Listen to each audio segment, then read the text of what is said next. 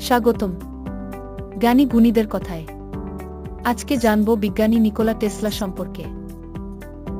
Nikola Tesla ছিলেন একজন Serbian American প্রকৌশলী ও উদ্ভাবক, যাকে বর্তমান এসি বিদ্যুৎ ব্যবস্থার পথিকৃৎ বলা হয়। তিনি টেসলা কয়েল আবিষ্কার করেন, যা রেডিও, ওয়্যারলেস বিদ্যুৎ এবং আধুনিক ইলেকট্রনিক্সের ভিত্তি তৈরি করে।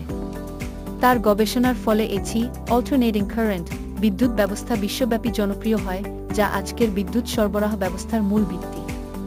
Tesla x-ray, radio, electric motor এবং রাডার প্রযুক্তির উন্নয়নে গুরুত্বপূর্ণ ভূমিকা রাখেন।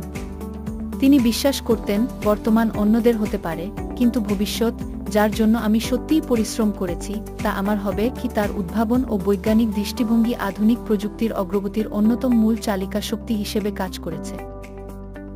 এখানে কোন বিষয়টি আপনাকে সবচেয়ে বেশি অনুপ্রাণিত করে? কমেন্টে জানান। আপনার মতামত গুরুত্বপূর্ণ। বিজ্ঞান ও প্রযুক্তির আরও আপডেট পেতে আমাদের পেজটি ফলো করুন।